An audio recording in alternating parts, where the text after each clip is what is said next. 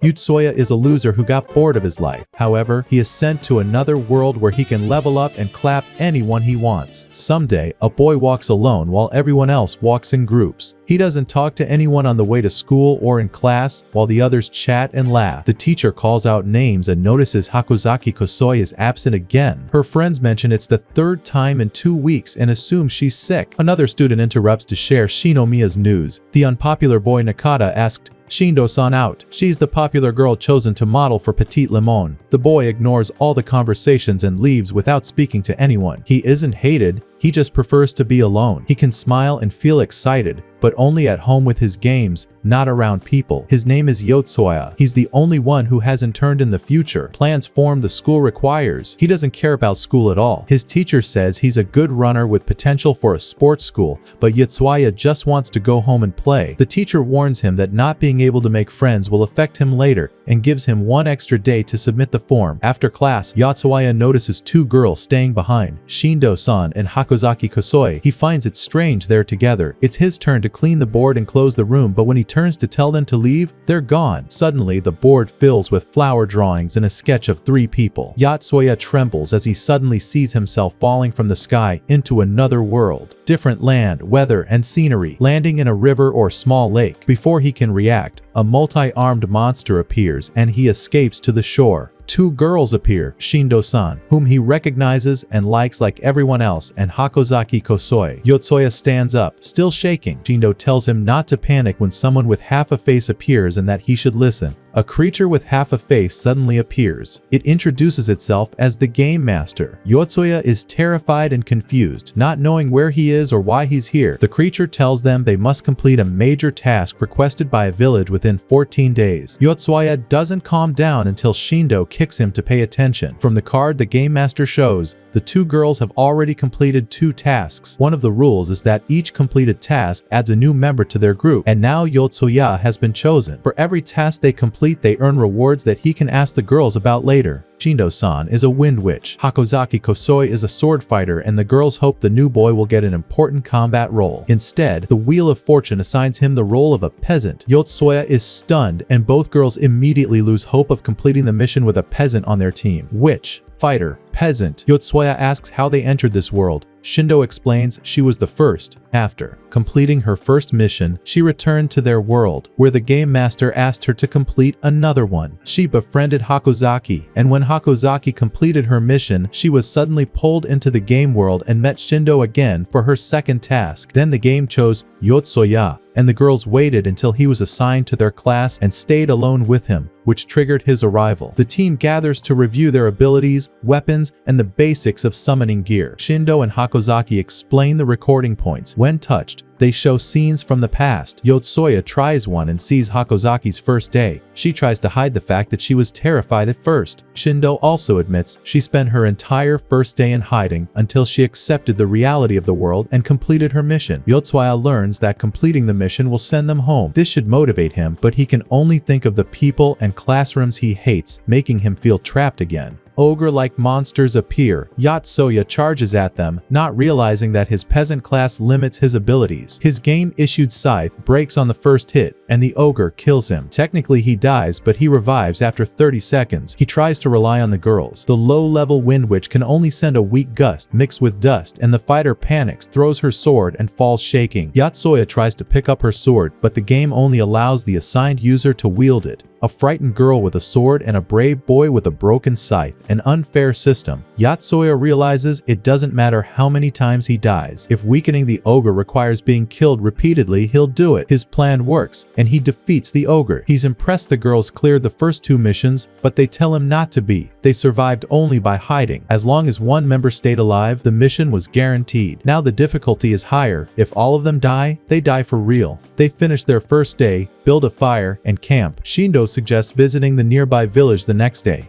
The village doesn't appear on Yotsuya's map because only areas discovered by the player show up. His axe and scythe will take 5 days to regenerate. The girls sleep while Yotsuya takes the first night watch. While fighting ogres to raise his level, he hears Hakozaki scream. He runs back to find the area burning and a huge monster chasing them. He tries to save her, but she's already dead. He looks for Shindo, but the monster has eaten her too. Only Yotsuya remains alive, and one hit from the monster will end him permanently. With nothing but a wooden stick, he grabs Hakozaki's partly restored body and runs, calling out to Shindo that he'll meet her in the village. Her missing arm terrifies him. If it hasn't regenerated, what about Shindo, who was fully eaten? They reach the village. The villagers and children greet them warmly, calling them heroes, and lead them to the village elder. The elder asks them to defeat a monster threatening the village. The troll, the same creature they just escaped from. Yotsuya despairs. He's a peasant with limited abilities. Hakozaki, barely recovered and terrified of small ogres, can't face a massive fire-breathing monster. He tells her to stay in the village while he wanders to gain levels. He reaches a real turning point. He left a world he hated for its forced social life and landed in one that, despite its dangers, feels like freedom. Here he can rely on himself. Even dying repeatedly feels less painful than returning to Tokyo's pressures. Now, with no usable weapons and a village calling him a hero, he must face the monster that killed Hakozaki. Meanwhile, Shindo, wherever she is, may be watching him with fear and helplessness. As Yotsuya searches for a way to defeat the monster and bring Shindo-san back, he remembers a peaceful day in an open, quiet world,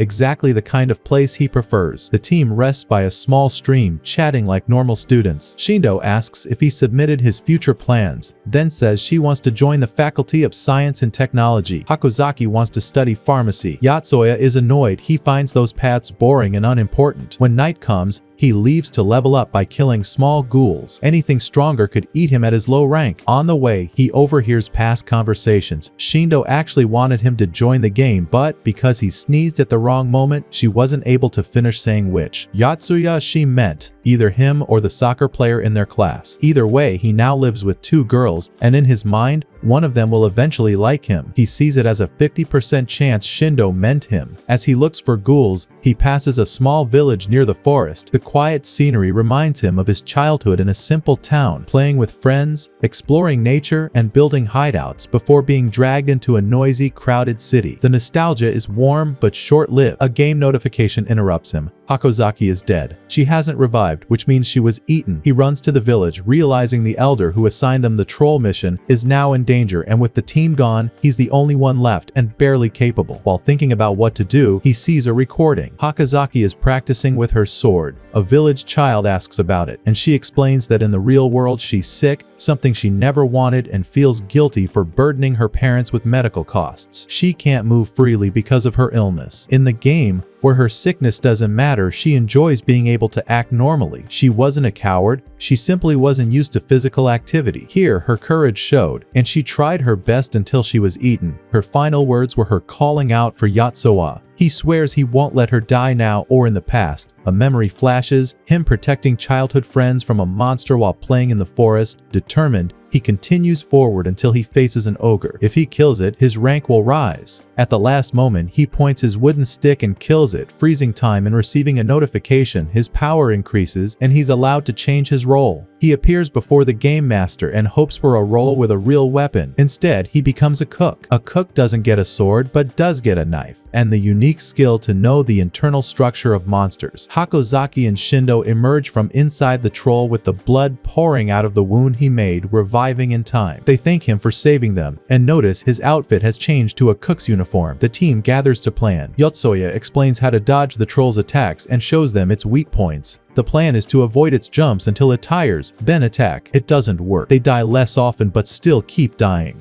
As an experienced gamer, Yotsuya comes up with a new idea. The troll already has a hole in its stomach. He sacrifices himself, enters the creature from the wound, and attacks it from inside, knowing it will kill him. This slows the troll long enough for Shindo, as a wind witch, to create a wave of wind inside its body, blasting its internal organs outward like a storm spinning inside its torso. The troll dies. The game master appears and lets Yotsuya ask one question before sending them back to their world. He asks what happens after completing all 10 missions. The game master shows a vision of Tokyo being attacked by a strange monster, but before Yotsuya can see more, the video cuts off. They return to real life. Time hasn't moved at all, even though they spent hours inside the game. Shindo tells him the next mission will come in 2 weeks. She asks him to escort Hakozaki home and leaves. This is Yotsuya's first time walking a girl home. Yes, he gets nervous and talks too much, unsure whether she asked because he wasn't the Yotsuya Shindo meant, or because she knows Hakozaki is sick and wanted him to accompany her, or because Shindo, now a third year,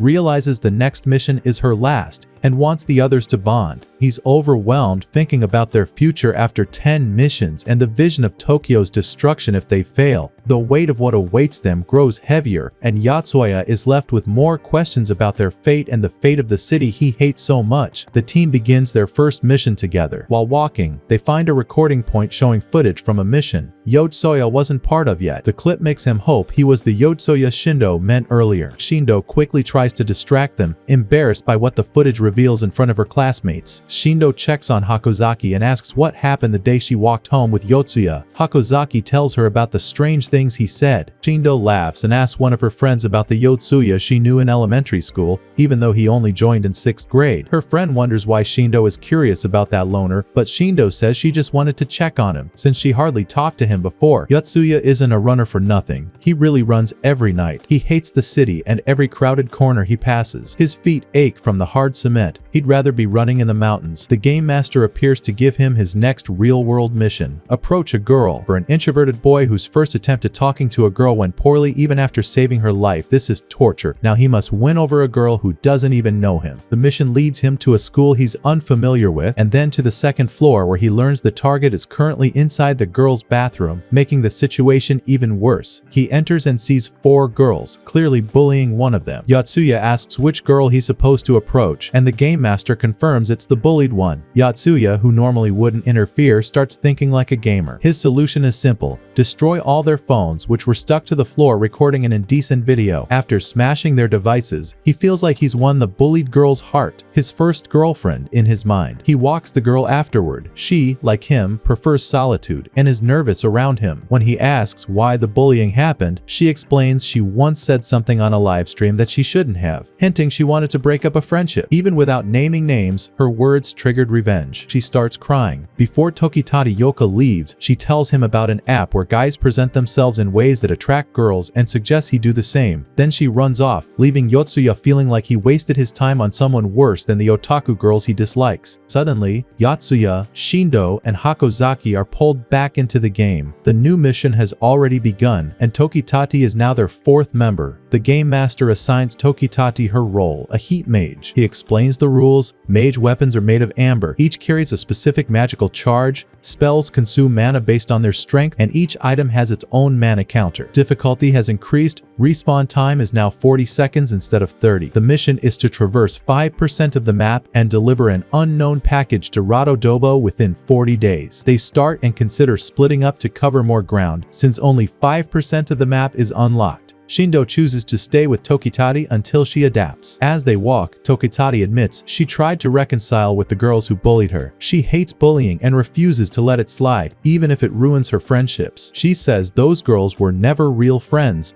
and she even chose to protect them at the cost of Yotsuya's reputation, telling them he tried to plant cameras, assuming she'd never see him again. She expected Shindo to despise her, but Shindo understands she was trapped in her situation, not siding against Yotsuya on purpose. As the first day ends, they realize they haven't progressed far. Suddenly, a giant centipede appears and fires a shot from its tail that eats their heads. It kills Yotsuya and Shindo instantly. Hakozaki and Tokitati, hiding, try to fight. Tokitati fulfills her childhood dream of being a witch, but at level 1, her wand can only heat a 20 cm area. She dies too. Yotsuya respawns and looks for a weak point. He doesn't see any openings except a blind spot where he can cut its legs with his knife. After removing all its legs and immobilizing it, he uses Hakozaki's sword indirectly by guiding her hands. The plan works. They kill the creature. Once again, Yotsuya shows surprising skill and creativity that doesn't match his quiet personality. After a long day of marching and fighting, the team rests. Shindo falls asleep and remembers her childhood, being bullied by a boy, hitting him, then isolating herself. A girl approached her, listened, and asked why she hit him. That girl, Sayuri Onachan, said Shindo's violence would cost her friendships, years. But Shindo didn't care. Sayuri offered to be her friend anyway. Then Shindo remembers Sayuri's funeral. Sayuri's father spoke with a cold, almost expressionless face, saying her deformed face made her death expected as casually as if describing the weather. Her mother, carrying her daughter's coffin, told Shindo to preserve her beauty, a shallow remark that sounded more like a curse than advice. Shindo wakes up and sees Yotsuya exercising nearby. He notices her tears and asks what's wrong. She tells him that just as he assumed she never cries and always acts like a queen, she assumed he never noticed anyone around him. And then she suddenly asks him for help. Shindo wakes up with the painful memory of her friend Sayuri, who committed suicide because she had no one to turn to when she was bullied. When Shindo entered school, she reached the age where bullying began, especially encouraged by the principal and teachers who disliked her family because her father and brothers caused trouble. People who can't confront the real source of their anger often take it out on easier targets, and she became one of them. But unlike Sayuri, Shindo had friends who supported her, and because of that support, she now stops bullying wherever she goes. However, the game reminds her that this world can end instantly, and that dying here means dying in real life. She is terrified of losing her friends again and asks Yotsuya to help her and stay by her side to protect her. The team continues their mission and returns to the village they saved earlier, but it now looks deserted. A villager riding a creature similar to a Raptorex passes by. Hakozaki misses the innocent boy who once asked her why she was waving her sword and hopes he's okay. She asks the villager about him, and the villager says the boy has been alone for 5 years. Yotsuya asks about Rado Dobo. The villager shows them a map and points to a village on the far end of the world, a distance of 30 days on horseback and 3 times that on foot. The mission seems impossible, but the game clearly prepared something for them. The villager mentions a martial arts competition in a nearby village with a prize of 3 horses.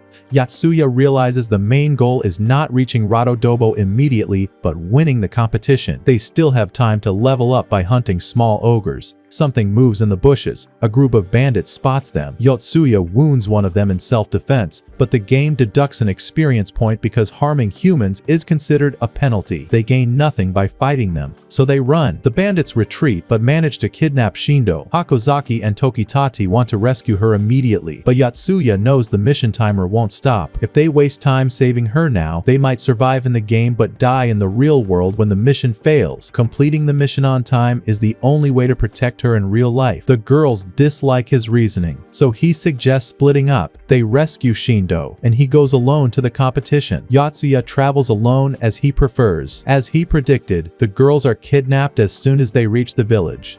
He continues killing ghouls to raise his rank and finally earns another class change. He becomes a creature magician, gaining the ability to alter cell reaction speeds with his touch, allowing him to enhance healing or increase pain. He also gains persuasion magic, which can make his words intimidating, convincing, or commanding. Yotsuya arrives at the village determined to win the competition and earn the horses. While he fights for them, the girls insult him and accuse him of abandoning them, except for Hakozaki, who believes in him and hopes he's safe. The competition begins, but Yotsuya's skills aren't enough, and he loses. He dies, respawns, and meets the fighter who defeated him, a knight named Kahavville. He tries to negotiate for the horses. She says she can trade 1 horse if he helps her defeat 3 large trolls, but finding 3 in 3 days is nearly impossible. Yotsuya suggests helping her fight the bandits instead. She agrees and takes him to her commander, who offers 1 horse as a reward. Yotsuya considers taking the horse and completing the mission alone, but instead he convinces the knight and her soldiers to attack the bandit camp. Kahavville trains him to improve his swordsmanship. When the battle begins, the army seems to have the advantage until the bandits release a berserker, a man driven insane by consuming too much enchanted meat, now a massive monster with incredible strength and a powerful one-handed sword. Haha draws her special blade, the Ryokaiksa, crafted by her father when she became a knight. The troops cheer, believing she can stand against the berserker, but Yotsuya knows her stamina is no match for the creature. When her sword is knocked away, Yotsuya steps in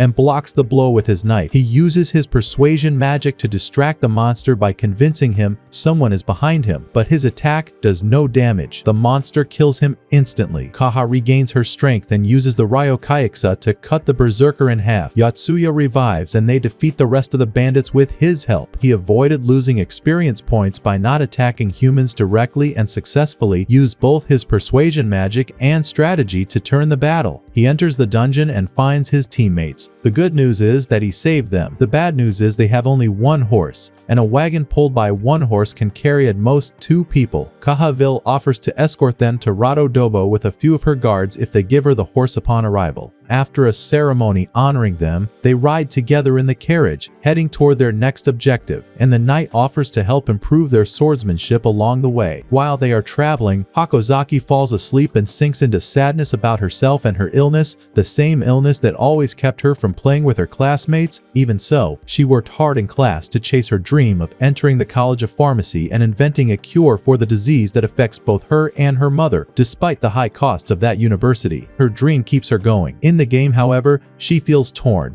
Her character can move freely without being limited by illness, but the game forces her to rely on fighting and bloodshed to survive, something she cannot handle. She blames herself for more than she can bear. She wants to protect people in the real world and the game world, but she feels weak, like she can't even protect herself. The scene with the blood of the bandit who trapped them still haunts her, making her lose her appetite. At sunset, they set up camp to rest the horses they brought from the town. Yotsuya cooks for everyone using his chef abilities. He seems casual and helpful, but Tokitati scolds him, convinced he only wants more experience points. Knight Kahavville arrives and reminds them of training time, which was her condition for escorting them. Yotsuya agrees because they are heroes in the game. As long as one teammate stays alive, anyone who dies simply revives, giving the knight freedom to practice her sword techniques with live targets. When it is Hakozaki's turn to train, she breaks down. Her mental state can't handle the brutality of the game world. Even though the enemies are virtual, she can't watch anything die in front of her. She cries and hides in her tent. One of the commander's soldiers later goes to gather firewood but is attacked and slightly injured by a weak ogre. Kahavville scolds him for calling himself a follower of the strongest knight when he can't handle a level 1 ogre. Yotsuya uses his magic to speed up the healing process. Tokitati arrives and complains that he is just trying to gain more points while the rest of them have stayed at the same level. He tells her not to complain to him about the game's unfair system just because she hasn't found a way to benefit from it. The next day, Hakozaki gathers her courage and asks Kaha to train her seriously to raise her experience points. She is still far from being able to handle a sword, but she is determined. During training, a scout reports a nearby village of ogres. Yotsuya wants to fight them to increase his points, which annoys Tokitati, especially after he gained so many points through cooking and healing. They all go to fight the ogres. Hakozaki faces one alone. Even with her improved stats, she is psychologically unable to point the sword at anyone. A ghoul jumps at her and she reflexively thrusts her sword, killing it. Her tears and apologies come faster than the blood from the ogre. Her guilt overwhelms her, but she tries to remember her dream of protecting everyone and finishing the game so she can return home and chase her goal. Later on the road, they encounter kingdom soldiers and civilians, including children, who are being attacked by 3 monsters. Hakozaki wants to save them. Yotsuya refuses at first to avoid wasting mission time, but when he sees how strongly she wants to help, he convinces the others to split up. One group continues toward their destination, while he and Hakozaki go to save the civilians. Using his cook abilities, Yotsuya analyzes the monsters and identifies them as kobold, with one being stronger than the others. They try to fight, but the monsters overpower them easily and attack both of them at once. Persuasion magic fails because the monsters do not understand human language. They are both killed. Hakozaki revives seconds before Yotsuya and understands what she must do. If she always needs protection, she will remain a burden. She realizes she must contribute. The monster approaches her, seeing her as easy prey. At the last second, she summons a long sword she finally has enough experience to wield. Without even swinging it, she simply holds it forward, letting the creature impale itself. She kills it while raising her score at the same time. Hakozaki has finally changed. Yotsuya heals the injured survivors and explains that they can refill their mana by absorbing magic from monster blood.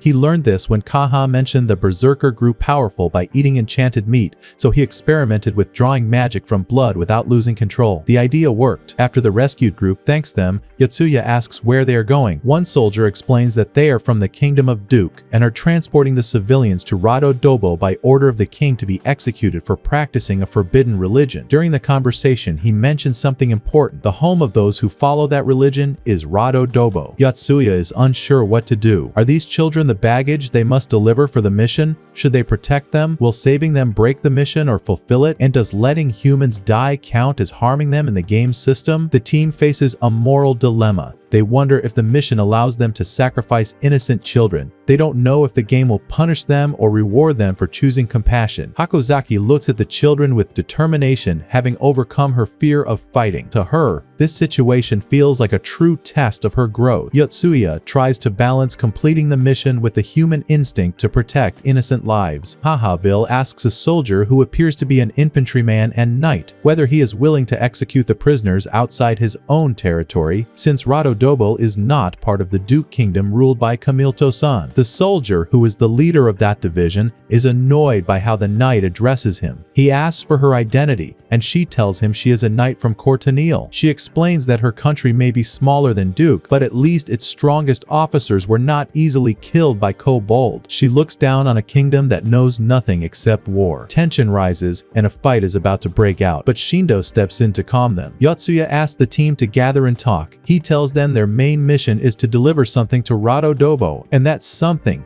could be the prisoners being taken for execution. This means they must accompany the Duke soldiers and help them complete the mission, even if it harms their game level, because hurting humans lowers their score. He believes the future people watching them are judging their decisions to determine something based on their reactions and whether they will participate in this execution. They all agree that killing the Duke soldiers might win Courtenille's favor, but Courtenille is also a dictatorship and could turn on them at any time. Tokitati suggests escorting the children and civilians with the Duke soldiers to Rado Dobo and observing the situation before acting. They all travel together. Yotsuya sits in the carriage trying to heal the sick child with his magic. Healing a child takes far more mana than adults, and his mana is limited despite everything he's done. After a long day of traveling through the barren desert, they stop to set up camp. Yotsuya asks Kamilto to bring him the religious envoy Fosville, the man who hoped that at least this child would survive even if everyone else died. Yotsuya begins to understand the purpose of the mission. He asks why the Duke Kingdom despises this religion. Fosville explains the reason for the sectarian conflict. Half the kingdom worships only the king, while the other half worships both God and the king. This split turned the country against itself until it burned to ashes. Although the kingdom is a dictatorship, it developed theocratic behavior because the conflict was about religion rather than politics. Yotsuya then asks Kamilto why they must travel all the way to Rado Dobo to execute them. Kamilto explains that the religion originated in Rado Dobo, and the king wants them killed in front of their hometown to prevent the religion from spreading. The king also believes the only way to compensate the families who lost men in the war is to enslave neighboring countries, shed blood, and give every family a slave. Kamilto says the king does what is best for his people, and because he himself survived homelessness, he doesn't care if others lose their families or children as long as the king's goals succeed. Tokitati becomes furious and insults both him and his king. Kamilto is angered, but Yotsuya calms him down. Kamilto then offers an alternative route through the mountain. The ancient transportation mechanism on the other side was built thousands of years ago but still works. They enter the mountain, and he tells them to continue forward while he activates the mechanism and meets them later. But blinded by his loyalty to his king and hatred of the religion, he traps them inside the mountain and leaves, abandoning even his own soldiers. The team decides to continue through the mountain to save time. After exiting, they discuss what to do about the prisoners, still unsure whether the prisoners are their intended cargo or not. They pass several booby traps. Yotsuya disarms the first one using his abilities, knowing exactly which pillar and direction to move.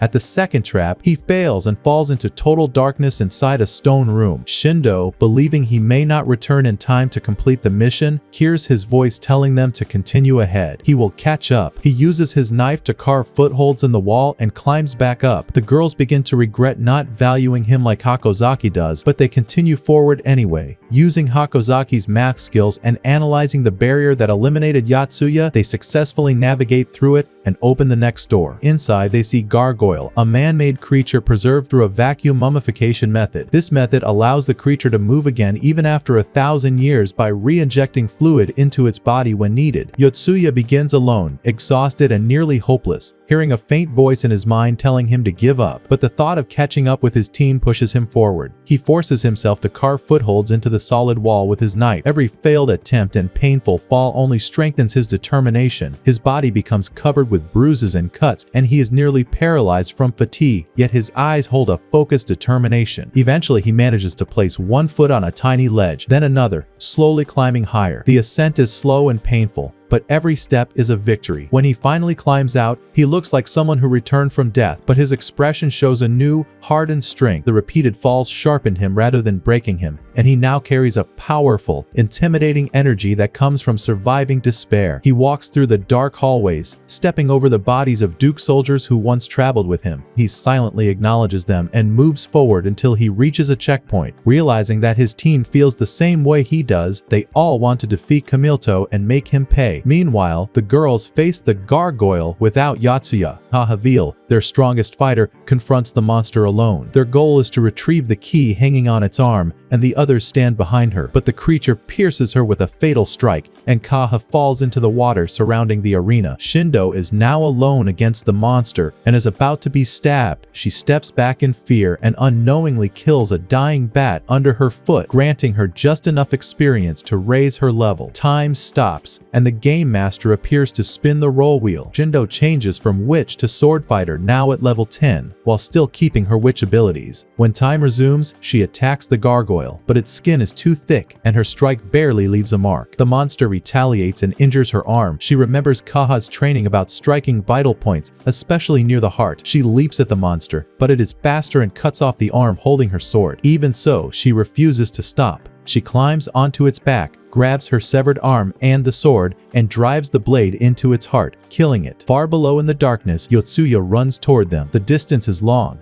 but the walk in the dark gave him clarity about everyone's role. Shindo chose to support those who suffer from bullying. Hakozaki chose to protect people and uphold the right principles. Yotsuya realizes he must accept the role the game intended for him from the start. He must be the leader. The moment Shindo kills the gargoyle, Yotsuya arrives. He sees Kahavville unconscious in the water and, instead of hesitating like before, jumps in immediately to save her. Hakozaki is proud to see him act without delay. He drains the enchanted blood tubes from the gargoyle to refill his mana, then uses healing magic on Kaha until he collapses from exhaustion. She wakes before he does. When she realizes what he did, she kisses him, surprising the other girls who react with jealousy. When she asks if any of them want him, Shindo denies it. As Yotsuya remains unconscious, the girls ask Kaha why she likes him. She says she sees herself in him. She is trying to match the skill of her knight family in Cortoniel, where her relatives are ranked at the top while she is considered average. Yotsuya also started as a nobody with only a machete and worked his way up to becoming the leader. That similarity draws her to him. Yotsuya then wakes up suddenly. The first thought he expresses is about the nature of their mission. He wonders if the entire journey might have been unnecessary. Shindo's first mission was simply kill an ogre without saying which kind. Her second mission was find 2 settlements without specifying which ones. The third was to fulfill the village elder's request, again with no clear details. He begins to think the lack of specific instructions applies to the luggage as well. Baggage could be anything valuable, not only prisoners, but he cannot confirm that idea without evidence. As team leader, he decides they must split into 2 groups to test both possibilities. Yotsuya decides to split the team. The first group will rescue the prisoners, and the second will search for transportation heading toward Radodobo. He also decides that he and Shindo should not be paired together. Shindo, Hakozaki, and one of Kahavville's soldiers, Private Makwa, take a horse and carriage to look for any carriage heading toward Radodobo. Yotsuya, Tokitati, Yoka, and Kahavville take another carriage with 2 horses to track down the Duke soldiers. Shindo's team stays on the main road, maximizing their chances of finding a village, settlement, or merchant heading toward Radodobo. Their goal is to join anyone who can transport them. Meanwhile, Yotsuya's team follows his plan. Since Camilto thinks he successfully trapped them in the mountain tunnel, Yotsuya wants to use this to catch the soldiers off guard. Kahavville then explains what worries her. She saw Camilto send a letter to his kingdom, She doesn't know whether it was a routine report or a message explaining that he trapped the heroes and a Courtenay squad. If the Duke Kingdom learns that the heroes in Kahavville are still alive, they could use it as an excuse to start a war with Courtenay, accusing them of killing Duke's soldiers, something they are trying to avoid. Yotsuya realizes that avoiding war cannot be solved by simply writing a letter explaining that Courtenay is not the enemy. He believes he must convince the Duke's soldiers face to face so they can report the truth themselves. This solution works, but it does not satisfy his desire for revenge. He wants them to feel the same loss, humiliation, and regret he experienced. With a dark smile, he comes up with a new plan. They eventually spot the Duke soldiers and wait for the right moment to approach. When Camilto gathers his soldiers, Yotsuya appears. He doesn't want to fight, which forces Camilto to listen. Yotsuya wraps lies in truth. He tells them all the Courtenay soldiers died in the mountain. He claims the two heroines fell into the underground pit. He adds that only he and Tokitati survived. Tokitati plays along and complains about Yotsuya, pretending she is tired of following a converted hero spreading a forbidden religion. Yotsuya tells the soldiers that, as an immortal hero, it would be easy for him to spread these teachings, and people would follow him because he is celebrated. Before they can discuss it, he leaves them until morning. Tokitati secretly enters their camp later and pretends to lead them to Yotsuya's location so they can arrest him. Camilto senses something odd, but cannot identify the trick. He sends one soldier to guard the prisoners while he and others follow Tokitati. On the road, Camilto orders Tokitati to be killed. They stab her, and she dies in the game. They return to the wagon, only to find Yotsuya standing there with a blood-stained sword and corpses lying everywhere. He burned the guard alive, cut the ropes, and set fire to the horse's tail so it would run away. He took the second horse and escaped with Tokitati once she revived. The truth of Yotsuya's plan becomes clear. He did not kill the prisoners. He helped them escape. He dressed the real guard in prisoner clothes and placed the remaining clothes on hand-sewn dolls with covered faces to look like dead bodies. By setting the horse loose, he tricked the soldiers into chasing the wrong direction while he moved the prisoners safely away. Yotsuya saved the prisoners and ensured that Camilto believed the soldiers of Courtenay, Kahavville, and the heroines were dead. This prevents conflict between the kingdoms and places the blame entirely on Camilto,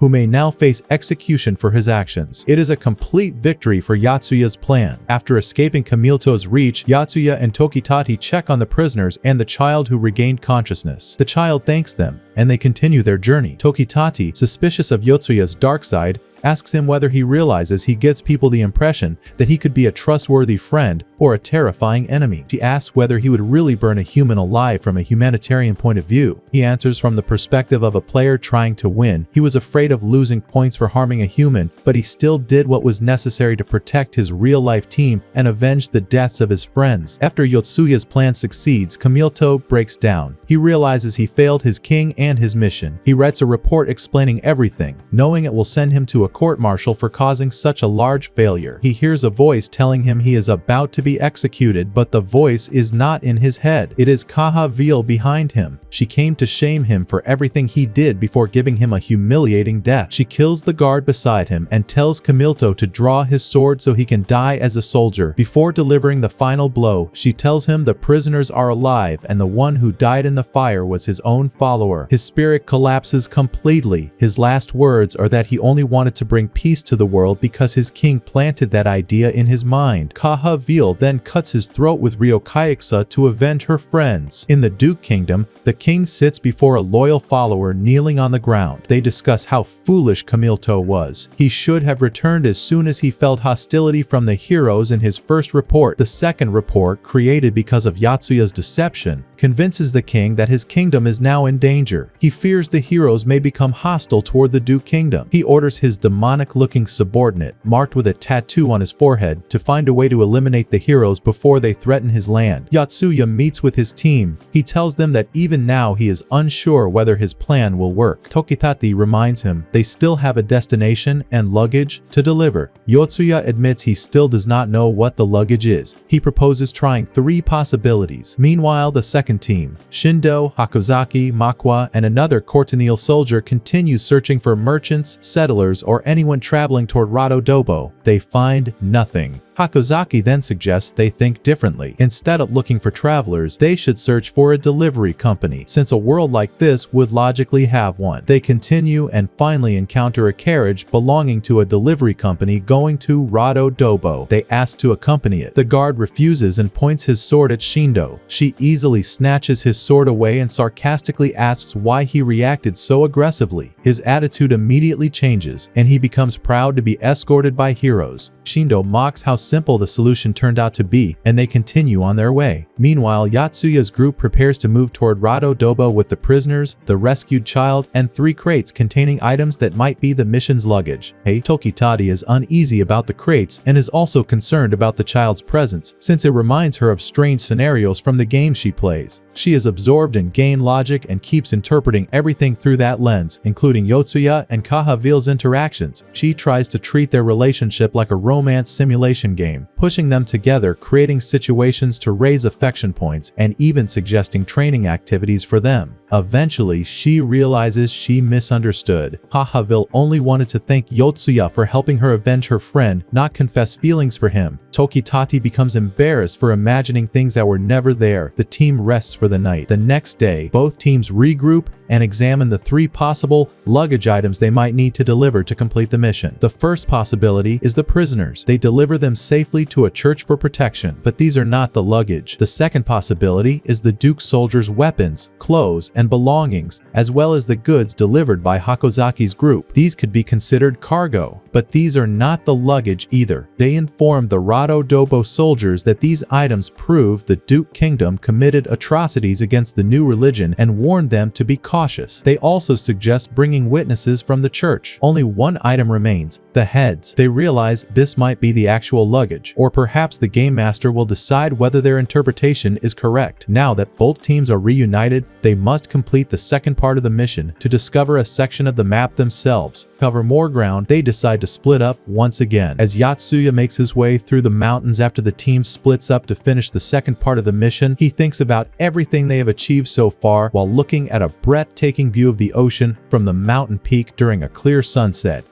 He takes a short warrior's rest, but the weather suddenly shifts. Snow begins to fall, and Makwa warns the group that the villagers predict a severe snowstorm, especially in the mountains. Kahavville decides to delay leaving Rado Dobo. Whether it is because of the weather or because she wants to say goodbye to Yotsuya one more time, even she isn't sure. While sitting in a cafe with a hot drink, she remembers how she walked to him earlier near the sea to say goodbye, hoping he might say something meaningful to her. Instead, he told her he had a mission to complete. She accepted his answer, wished him well, and left. As she sits in the cafe thinking about him, the storm intensifies, and she hopes he will survive it. Meanwhile, the storm grows stronger on Yotsuya's side of the mountain. The cold becomes dangerous, and he fears hypothermia. He knows that if he dies and revives in these conditions, he could die again immediately, just like Shindo during the troll mission when she could not revive inside the monster. He starts doing anything he can to warm himself up, wearing every piece of clothing from all the roles he has taken, and keeping his body temperature high through constant exercises as he walks. Tokitati complains endlessly about the cold and says this game should have handsome boys like the game she usually plays, so she could at least warm up by leaning on one of them. Hakozaki Kosoi, who originally only cared about returning to the real world to chase her dream, now begins to understand the importance of having a role in the game world too. Her ability to succeed here is tied to her ability to succeed later. She tries to keep moving in the freezing cold, relying on her heavy armor for warmth, but exhaustion eventually overwhelms her. She collapses in the snow and loses consciousness. Shindo pushes forward despite the cold. She hates this game world that took away people she loved, but she draws strength from memories of developing herself, protecting the weak, and relying on her friends. She remembers how she completed the first mission alone, then how she felt relieved when Hakozaki joined her in the second mission, followed by Yotsuya and Tokitati. She knows she is not alone anymore, and she must survive so they all can return home. She forces herself to continue despite the harsh conditions. Yotsuya's training begins to wear him down, but he understands this mission is different. It depends mainly on him and Shindo. The others lack the equipment needed to survive. As long as one of them completes the mission, the entire team will return to life. The cold isn't the only challenge. The game master clearly understands the psychological pressure this mission creates. Emotional strain seems to be part of the challenge. Yotsuya tries to think of a solution. Digging a shelter would waste precious time needed to finish the mission, yet continuing in these conditions risks death. If he dies, Shindo will become the last hope. He refuses to leave everything to her and pushes forward because the end of the mission is near. Suddenly, a huge monster attacks him. He kills it in one strike, but then he sees that the monster had babies with it. It must have gone out in the storm to find food for them. He wonders whether he should feel guilty for leaving the babies to freeze or starve. He reminds himself they are virtual creatures and forces himself to continue. He promises he will not lose sight of his goal, to finish this game and bring everyone back alive so they can continue pursuing their dreams. Then, the ground beneath him collapses. He falls into a hole hidden under the snow, and Yotsuya dies. As Tokitati Yoka hides from the snow in a small stone cave, she thinks back to her childhood and how she admired the meanings of love, friendship, courage, and hope that she saw in her favorite series, Majiha. But as she grew older and entered the real world, she pretended to love her friends only so she could hide behind people stronger than her. She clung to them on the surface and spoke badly about them behind their backs. She wonders if she can ever become like Majiha, a witch of love and hope. Yotsuya revives inside the game and realizes he fell into a place warm enough to keep him alive until he returned. He checks the team's status and finds that Hakozaki is dead and Shindo is still moving, though exhausted. The storm has weakened slightly, but walking is still difficult. Shindo becomes relieved when she sees a village in the distance and heads toward it, but she suddenly hears the ice cracking beneath her. She was walking across a frozen lake whose surface was slowly melting. Her rushed steps cause the ice to break, and she falls into the freezing water and dies. Yotsuya begins navigating the tunnels beneath the snow, but every path he finds is blocked. He turns back each time and searches for another route with determination. Suddenly, he feels the ground shake as a massive earthworm appears. He fears it at first, but it turns out to be harmless. He decides to follow it, hoping it will dig upward and open a path to the surface. He even starts to enjoy its presence and names it Dodo Taro. His relief ends when he finds a second worm behind him. He tries to explain to it that Dodo Taro already ate all the dirt in the tunnel, but the second worm is not after dirt, it is after him. Yotsuya dies inside the worm's stomach and cannot revive. The mission now depends entirely on Tokitati Yoka. She complains that everything has fallen on her and becomes even more frustrated when she learns Yotsuya has died. A smile appears on her face, but for a strange reason. She has been wanting to give up for a long time and was only waiting for an excuse. Since everyone else has already died and no one expects anything from her, she feels relieved. She believes she finally has permission to stop trying and decides to let herself die easily. A character from her favorite childhood show, Purple Majiha, appears in her mind and scolds her for giving up. She reminds Tokitati how many times Pink Majiha was defeated throughout the series and how she always stood back up. The Majiha sisters never surrendered. Tokitati suddenly feels awakened and remembers those moments. With lines from Majiha in her mind and the image of a handsome fantasy hero from her games in front of her imagination, she forces herself back into the mission. She is driven not by noble ideals but by childhood fantasies, yet it works and pushes her forward. On her way, she encounters a large cat ridden by a woman who offers to take her to her destination. Tokitati assumes the woman is a player like them, but she is actually a witch from this world who notices the urgency and uses magic to accelerate them toward Tokitati's goal. With the witch's help, Tokitati successfully completes the mission. Everyone is revived afterward, waiting for the game master. They are surprised that the one who completed the mission is Tokitati, the habitual complainer who now has a smile on her face because she intends to take advantage of her moment of victory. Before she can speak, the game master appears behind her. Tokitati shocks everyone by asking an unexpectedly intelligent question about parallel universes. She asks whether the world they are in, the game world, is actually virtual or a parallel universe created by branching possibilities.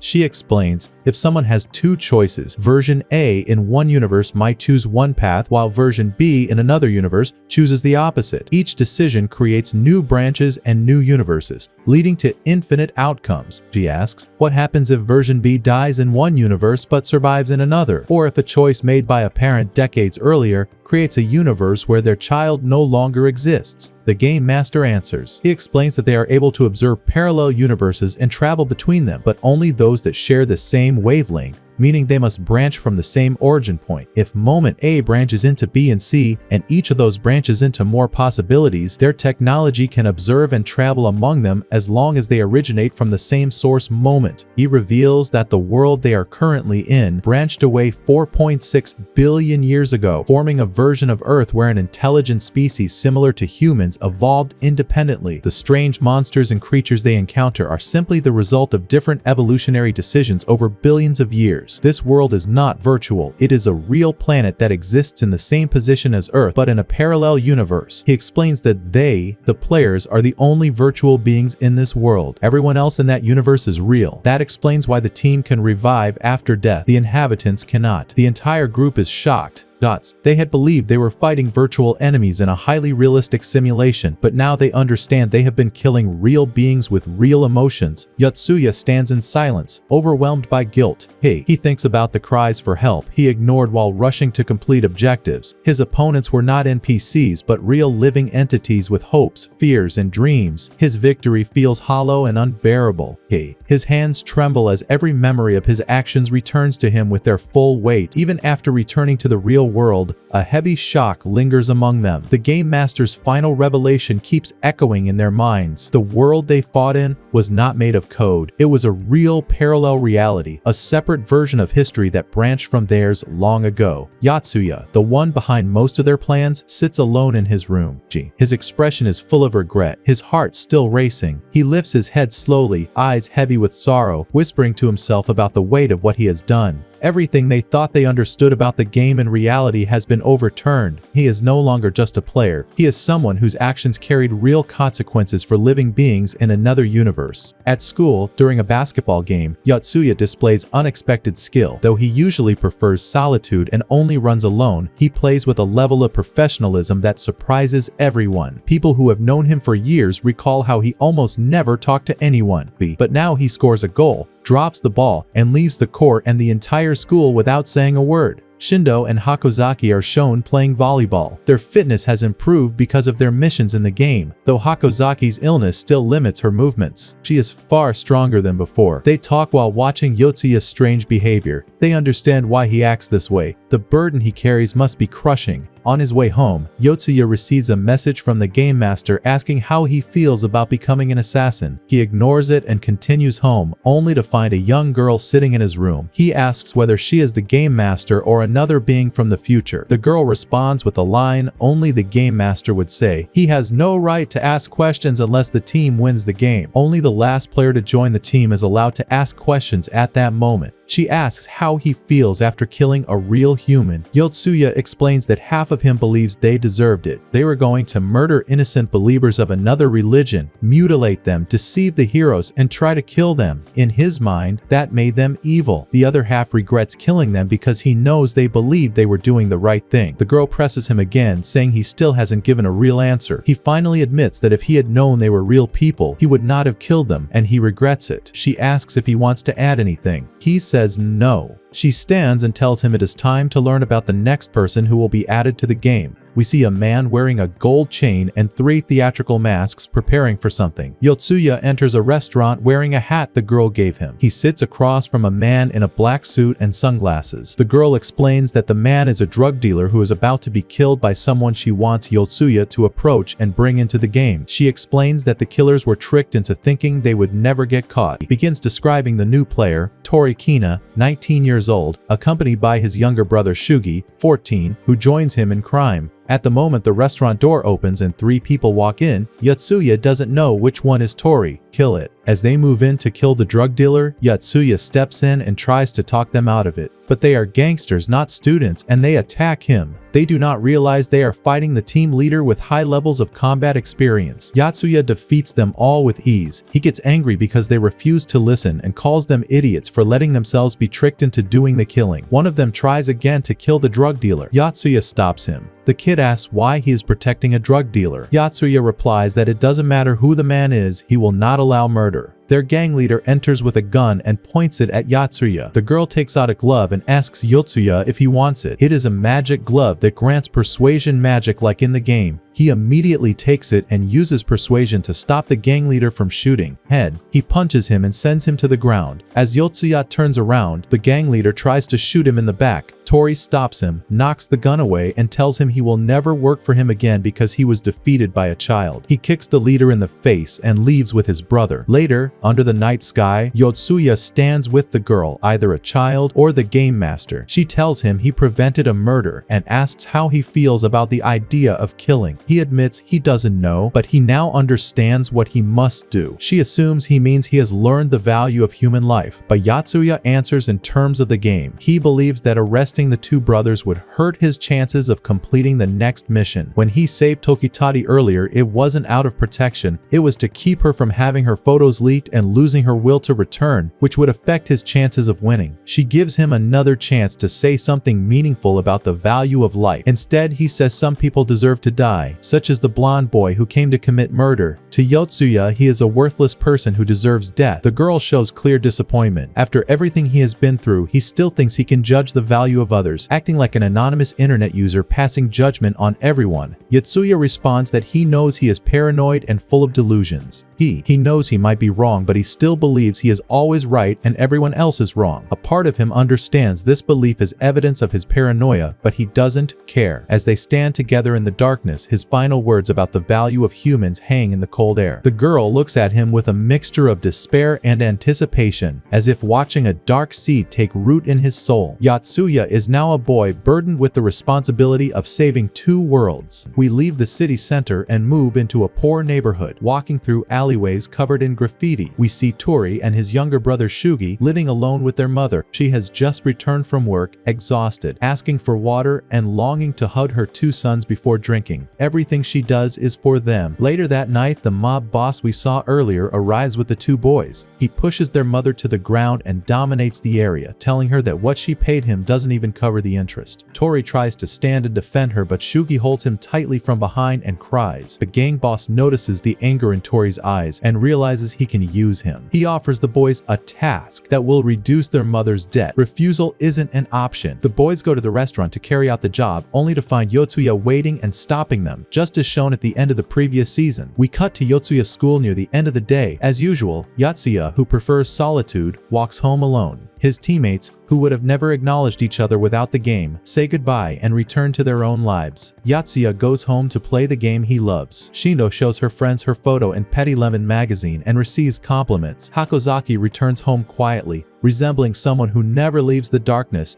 Each of them wonders if they will return to the game soon. Suddenly, the four heroes appear again in the game world, joined by the new member, Tori. He appears in the same spot Yotsuya once did, in the water facing the octopus monster. He escapes from the lake and climbs onto land. The girls notice the accessories he wears, items that only gangsters wear, and the design on the back of his shirt, which makes them uneasy. The game master appears and explains their new mission, Jivan Pavo in Vike Demania. The time limit is 20 days, and resurrection now takes 50 seconds. Shindo receives the ability to teleport to any previously visited location. Tori becomes a spear warrior. The team now consists of two sword warriors, a heat mage, a spear warrior, and a creature mage. They immediately begin planning. Yotsuya says they should teleport to Court Neil to learn the mission details from their allies there. Shindo explains teleportation in simple terms. Hakozaki doubts Tori will understand, but Tori agrees to go with them anyway.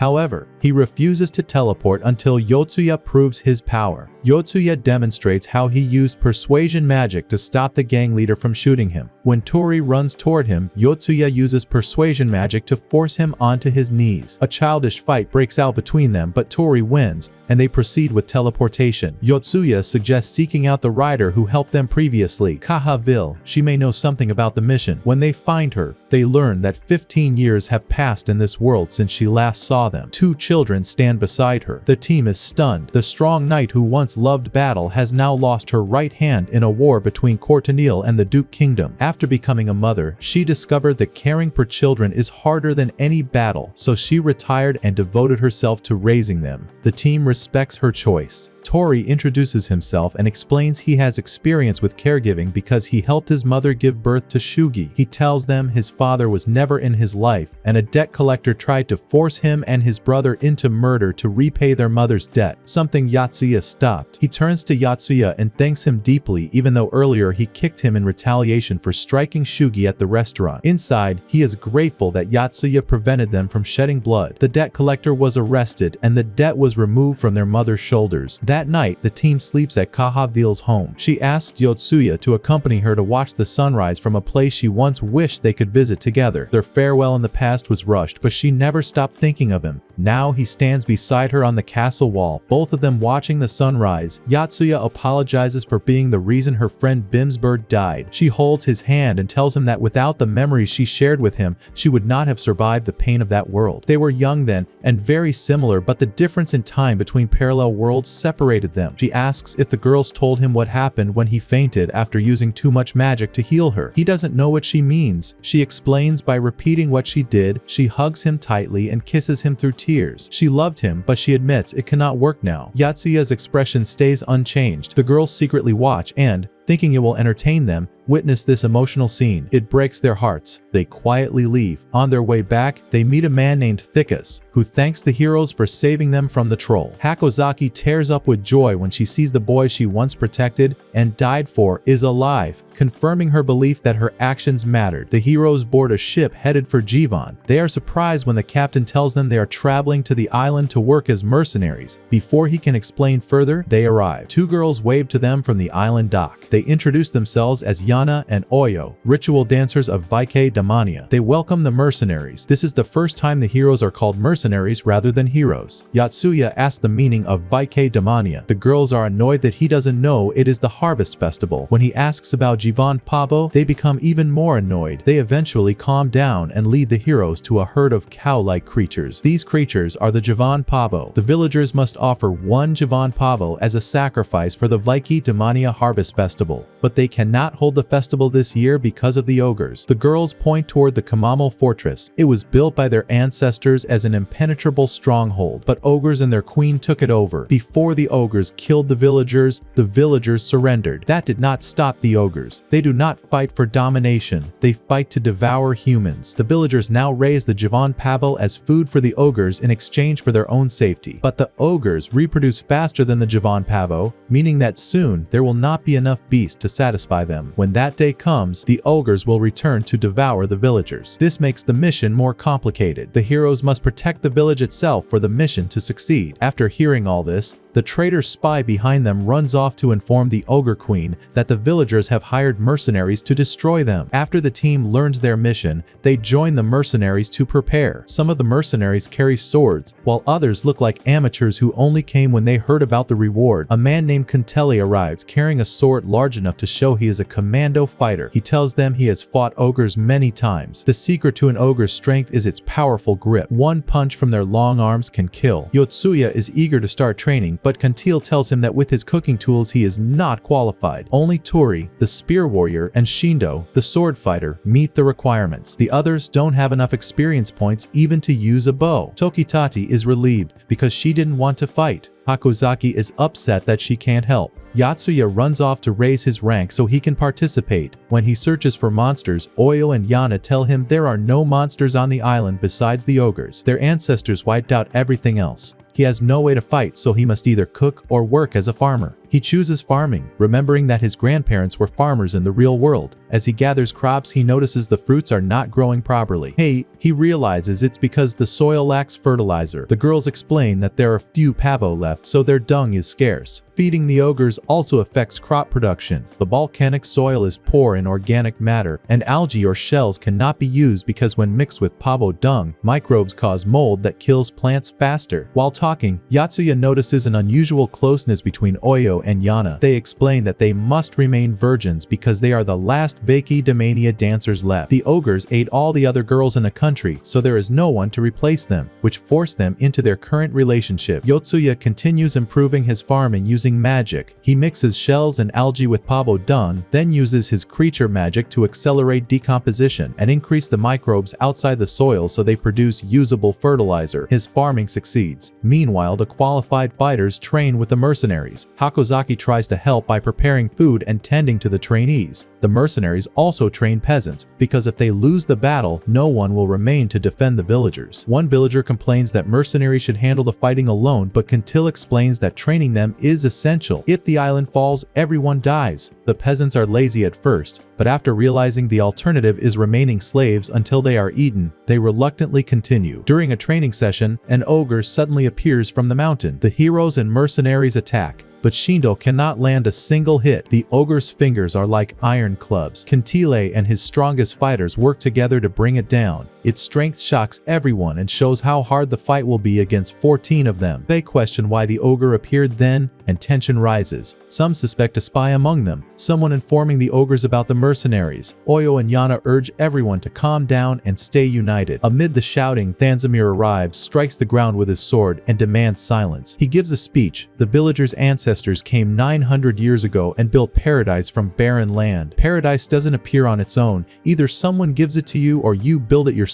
The villagers' ancestors plowed this land until it became beautiful. He asks why the people of Jivan now care more about money than life, safety, culture, knowledge, pride, and the land they built. Without these five, Jivan is just an empty paradise. His words revive the villagers' spirit, and they return to training. Meanwhile, the spy runs off to inform the Ogre Queen of their renewed determination. While Yotsuya continues farming, his score finally rises, and the roll change wheel appears. His excitement fades when he receives the blacksmith roll, one of the rare 0.5% rolls. He tries to stay positive. Kahavville told him this island is famous for weapon exports, so being a blacksmith might help him level up and support the team by creating weapons. He goes to the forge run by Oyo's grandfather and begins working non-stop. He studies, works, barely sleeps, and eventually creates a weapon, an axe with a wedge that embeds itself in the target before acting as a normal axe. He names it Wotule. Everyone laughs at the shape and the name until he demonstrates it on a wooden pole. The wedge pierces deeply and Kentil immediately likes it. Yotsuya says he can produce many because he used a mold casting method. For his teammates who can't fight up close, he makes different weapons. Hakozaki thanks him for giving her a way to help. Tokitati complains because she now has to participate. Yotsuya worries that players might be limited to game-provided weapons, but at least the mercenaries and peasants can use his creations. Hakozaki walks in and notices he hasn't slept in over a day. He tells her that his goal is to help bring back people who can add something meaningful to the real world. He believes she and Shindo have value, while Tokitati and Tori, in his mind, lack potential and can be replaced if they die. Kentil overhears him and challenges his thinking. He asks whether a person's path depends solely on personal choices or if their environment forces those choices. Yotsuya admits environment matters, but if two people share the same conditions, he believes the one who holds on to strength and goodness deserves to rise. Giving power to someone unworthy can cause more harm than denying it. Hakozaki tells Kentil that Rice once said he was a great commander and that some battles are unwinnable no matter how experienced the leader. Kentil, still carrying guilt for the lives he couldn't save, feels encouraged to not lose the next battle. Everything is finally ready. The map, attack plans, weapon stores, hidden supply spots, and stairs for breaching Komomo Fortress. The second line of peasants has been trained. They only need a chance to strike first. Their preparation is cut short by the screams of villagers. The ogres have attacked the harbor. Smoke rises in the distance, and cries of panic spread across the island. The day before the battle, the friends sit around the campfire sharing memories. Rice tells them about his past. He was once a servant to a nobleman and admired Kentil from afar, hoping to join his unit, but his low level kept him among the reservists. When the country collapsed, he and his friends fled the palace. Soldiers killed 2 of them, bandits killed 2 more, and another close friend, Kanaloni, died from malnutrition. Rice was the only survivor. He talks calmly, surprising the others with how he endured all of that and can still smile. The fight on Javan intensifies. More villagers and mercenaries fall, and even Thanzamir, who wounded an ogre before, now swings his sword as if it barely scratches the monster. Kantile reminds everyone they must not freeze in fear. They attack together, but the gap in power is clear. 3 ogres strike down Tori and Shindo in one hit, leaving Kantile alone against all 3. Just as the ogre is about to kill him, a metal projectile pierces its head. It was fired by the cannon-like weapon Yotsuya crafted using knowledge from the real world. 2 ogres remain, but reloading takes time. Rice buys that time by distracting them and pulling them toward Yotsuya's aim. Pasturing stacks, he manages to land another shot. It doesn't kill them, but it forces them to retreat and gives the team time to regroup. Everyone retreats to the Vake Dam cave to heal the wounded. Kantile, Tori, and Thanzamir gather whoever remains able to fight and redistribute them across defensive positions. Hakozaki and Tokitati stand by the ogre eater weapon, Tokitati's name for it, while Rice and Yotsuya act as bait to pull ogres into its range. 2 ogres appear. Rice and Yotsuya split them up and place them in front of the gun's line of fire. The 2 girls fire and take one down. Tokitati's level rises, triggering a role change from Heat Mage to Hunter. They eliminate every ogre that attacked during the night, but another soon approaches the stronghold. Yotsuya moves to distract it. Rice warns him that he is exhausted, but Yotsuya wants to test the axe he forged.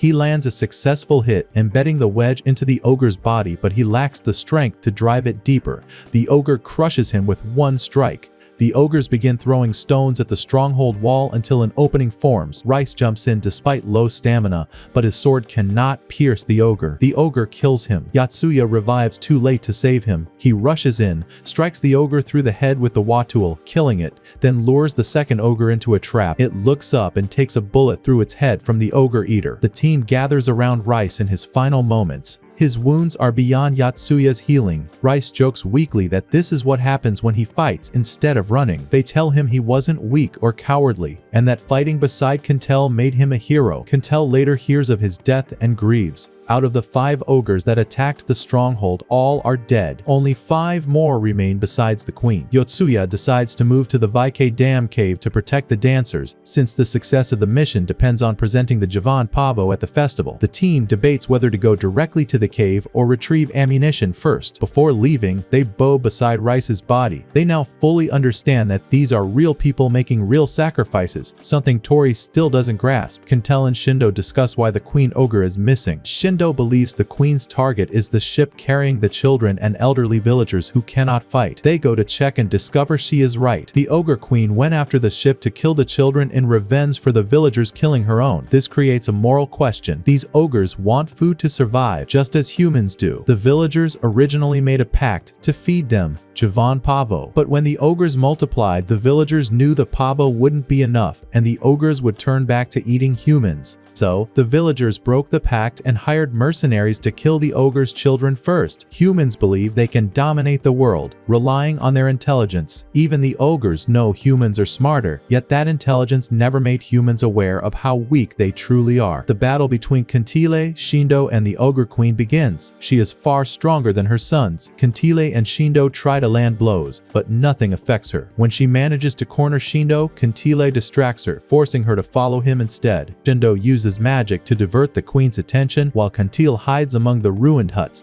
and scattered sword fragments, waiting for a moment to strike from behind. At the main stronghold, 2 more ogres appear and destroy much of the area. After 1 mercenary is killed defending the villagers, the townspeople finally manage to kill 1 ogre with a shot from the ogre eater weapon. The second ogre escapes, and Thanzamir chases after it. No one knows where it went, now that nearly every mercenary is either wounded or dead, including Rice and Kantile. The heroes themselves cannot use Yotsuya's crafted weapons because the game does not register them as part of their gear. Only the villagers can use them. 1 villager stays with Shindo and Tokitati to protect the injured as they are moved toward the Vake Dam cave. Meanwhile, at Komamo Fortress, the remaining fighters choose to confront the ogres directly rather than wait while wounded. Suddenly, the ground shakes violently. The island's dormant volcano erupts, sending lava and ash across the sky. Before they can react, the sea rises into a massive tsunami, a towering white wall racing toward the island. The the big dam cave begins to collapse from the tremors. As the roof falls, some of the injured cannot escape in time. Yana refuses to leave them and runs back in to help, but the cave collapses on her, leaving Oyo alone. Seeing the lava in the air, the approaching wave, and the destruction sweeping the island, Oyo remembers the ancient song of her ancestors from 800 years ago. The psalm speaks of the volcano as the anger of the mountain god who erupts in rage, and the sea wave as the wrath of the sea god closing his white wall over the island. When the wave rises high enough to block the sun and the white wall turns black, it means the villagers are doomed. Oyo sings this ancestral song as a plea to the gods, reminding them of village life, warm families, farming, cooking, and the simple happiness of the island. During this chaos, the Ogre Queen kills Shindo and prevents her revival by throwing her body into the water. Just when everyone believes the injured and Yana have been lost, they discover that Yana knew of an old tunnel carved by their ancestors for mining, leading to a volcano shelter. She managed to rescue the injured through that route before dying. The survivors come out and face the destruction of the beach homes. Before despair takes over, Yotsuya immediately asks Oyo about weaknesses in the volcano structure. He asks whether there is a flaw in Komomo Fortress that would allow them to collapse it entirely so the ogres fall into the volcano, since he cannot redirect the volcano itself. His idea shocks everyone. He seems more like a demon king than a hero, willing to consider anything to win. Oyo tells him the fortress cannot be destroyed because it is the symbol of the island and survived countless earthquakes. Yotsuya does not argue. He simply turns away, thinking about another angle of attack, showing no fatigue and no hesitation. Oyo asks him how he keeps going when he is ready to sacrifice everything to reach his goal. He replies that once someone understands their goal clearly, they only need to keep taking the next step. The process itself does not matter. If someone realizes they are powerless, then the only option is to change that powerless state. Tori and Oyo do not fully understand, but they know there is no time to stand still. Oyo begins to see that she and Yana failed their role as storytellers. Their ancestors warned against building homes on the beach because of disasters like this. She realizes they ignored those lessons for the sake of expanding and chasing wealth,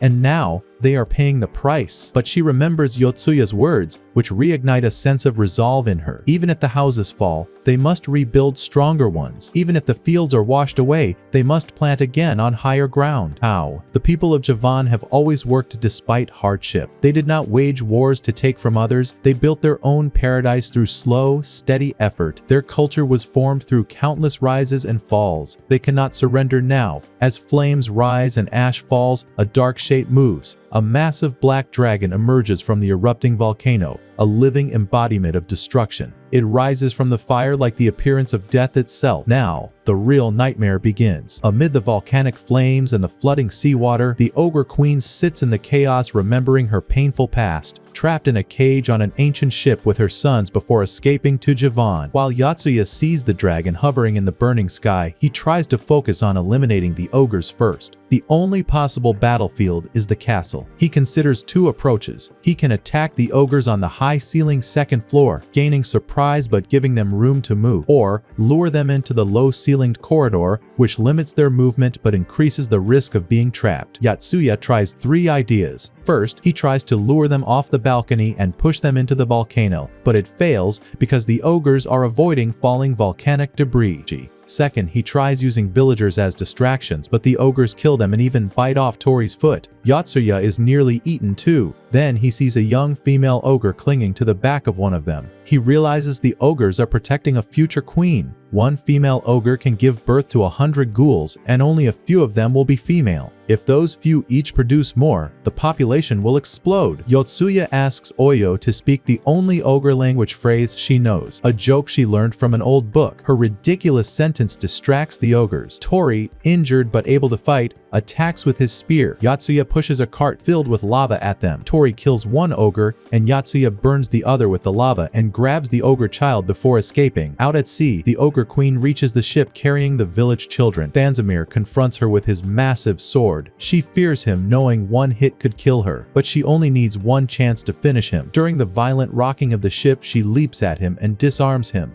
At the last moment, Shindo returns. She survived because the falling water level allowed her revival. Using part of her armor as a surfboard, she dodges the queen's attacks and fights her again. Back on the island, everyone injured, healthy, and even the blacksmith suddenly becomes weak. Yama notices that something is draining their life force. It is the dragon, feeding on the islanders' energy. Hakozaki stays beside the exhausted blacksmith and helps him raise the injured onto rooftops to escape the advancing lava. Tokitati retrieves a metal stake from a dead ogre. Hakozaki loads it into the ogre eater weapon, and the blacksmith helps her fire it. The shot hits the ogre queen on the boat just as she tries to finish Shindo and turn toward Thanzamir. In her final moments, she remembers her family and her motherhood. She drags herself toward the island, but Thanzamir takes his sword, gives her a fatal stab, and desperately tries to stop the ship from sliding into the lava. Meanwhile, Yotsuya, carrying the ogre child, runs toward the lava to lure the ogre father away from the fortress. He throws the child into the lava. The ogre leaps after her, only to find her blood on his hands. She is dead. Yotsuya pushes the father into the volcano. He witnesses something he never expected. The ogre father lifts his dying daughter from the lava and tries to smile for her in their final moments. This image deeply unsettles Yotsuya. He always believed ogres were cursed beings, but the raw parental love he sees now shakes his conviction. A seed of doubt grows in him. Maybe not everything is as black and white as he believed.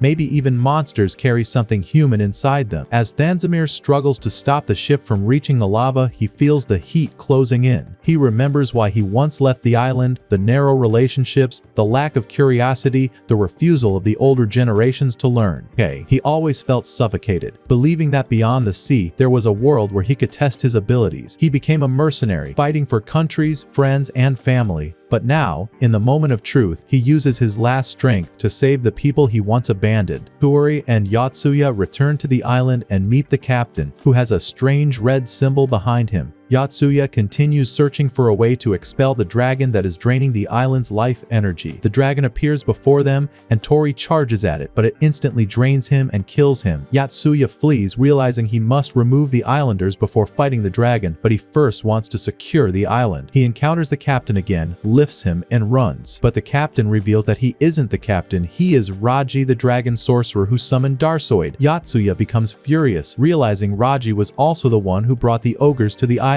Raji chants a spell and kills Yotsuya. Tori arrives and dies trying to protect him. Raji knows heroes will revive. He cannot waste time fighting them. The only true way to stop them is to kill the Vaikadam girls. Oyo flees, remembering who Raji truly was. As a child, he learned to walk and speak faster than anyone. He became a celebrated engineer and convinced everyone to build homes on the shoreline. Now, he uses that intelligence for destruction. Before he kills her, Yotsuya revives and saves her. She misunderstands his closeness, thinking he will kiss her, but he instead asks for her help, using creature magic and persuasion to distract Raji. Tori ambushes him from behind but cannot deliver a killing blow. Raji escapes and summons a dragon to ride. He drops a bottle. Tori picks it up and recognizes the strange red color. He realizes it matches the symbol they saw earlier. He takes the group back to examine it. It turns out to be a life energy absorption talisman, one of 6 on the island. To stop the energy drain, all must be erased. They cannot locate them easily until a novice cartographer calculates a method. Using the dragon's position as the circle's center and the first talisman as a radius, he divides the circle into 6 equal parts. Each radius marks a possible talisman spot. The method works. They erase all 6 talismans, and the dragon returns to the volcano. They return to the shoreline and see Thanzamir's body turned into hardened charcoal, trapped between the ship and the lava. His sacrifice saved the village in the end. The heroes complete their mission. The islanders celebrate the Vaike Demania festival and offer the Javan Pavo sacrifice. Oyo and Yana thank the team. Oyo kisses Yotsuya and tells him that if he were from her world, she would retire and marry him. Tokitati wonders how Yotsuya keeps attracting admirers. Shindo says it is because he finally behaves like a real person in the game world, not a loner. Hakozaki adds that it's because he now treats the people of that world as real humans, not NPCs. Raji flies away on his dragon but is suddenly struck and killed mid-flight. It is Vatina-sama, a great sorceress. Raji recognizes her instantly before falling into the water. Kuntile, still alive in the sea, witnesses it, stunned. Raji's story ends at the hands of Vatina-sama, an unexpected and mysterious force. While Yotsuya is out jogging, he notices a girl filming him. She tells him in Japanese that she came because the white girl asked her to. He recognizes her from before. She says he will soon meet the 6th member of their team for the next mission. She introduces herself as Glinda, or Glyn. She's a freelance videographer. When Yotsuya asks if she has ever been in the game world, she says no, but she learned about it because she found 4 people online who all claimed they went to another world and came back. Yotsuya thinks she means his teammates, but she clarifies that these are different people: an American, a French woman, an Egyptian, and a Japanese woman. The Japanese woman is her manager, and he realizes she is the streamer who broadcasts everything live. All 4 described almost the same experiences, even though none of them ever communicated. When Glyn mentions the Japanese girl's nickname, Yotsuya realizes it is Tokitati. He asks about the French girl since he liked the way she looked, but Glyn tells him she died of a heart attack after completing the 4th round. Her last comment said the 5th round was about to begin, which means she must have died because she failed the mission. He asks about the other 3. Glyn says she tried contacting them, but they ignored her. She came today to ask him if she could film him and his group about the topic. Later, Shindo hears Yotsuya's voice outside the game for the first time and laughs at his hometown accent. The others notice it too. She compliments him and says she liked his rewrite of their adventures. At the filming location Glyn chose, Shindo dresses as a fighter, Hakozaki plays a villager, and Yotsuya plays the game master. Shindo performs professionally, Hakozaki acts convincingly, and Yotsuya intentionally downplays his character because he hates being assigned weak roles, but he still pulls off playing a bandit who gets defeated by Shindo. Yotsuya thanks them for coming. Shindo tells him she joined because she wanted to have fun. She gets close to him, tells him to stop being so reserved, and says she liked his accent. She thinks he behaves differently in the real world. Dotties. The game begins. Glyn becomes an axe warrior. Hakozaki is promoted to a sword raider after gaining enough points by killing the Ogre Queen. Yotsuya's new role becomes novice heat mage. The 5th mission appears with 2 options: reduce the addiction rate of the Rainbow of Goldia to below 3% within 90 days, or stop the destruction of Zagroth within 3 days. Yotsuya wants the longer mission, but before he can choose it, Tori picks the second task, thinking it's easier. Yotsuya becomes furious that Tori chose for everyone. They head to Courtenil to ask Kahavville about Zagroth. On the way, they forget where her house is, but Yotsuya remembers, which makes Shindo tease him about his memory. When they reach the house, they find Kahavville's daughter instead. Her mother is dead. The daughter knows about the heroes from bedtime stories and takes them to her grave, helps them find a carriage to take them halfway to their destination, and says she is happy to help the people her mother loved. Yotsuya feels self-loathing because Kahavville had been proud of their adventures while he was only using her to survive. The carriage drops them in a jungle they cannot pass through. They notice that although Glyn speaks English, they hear her in Japanese,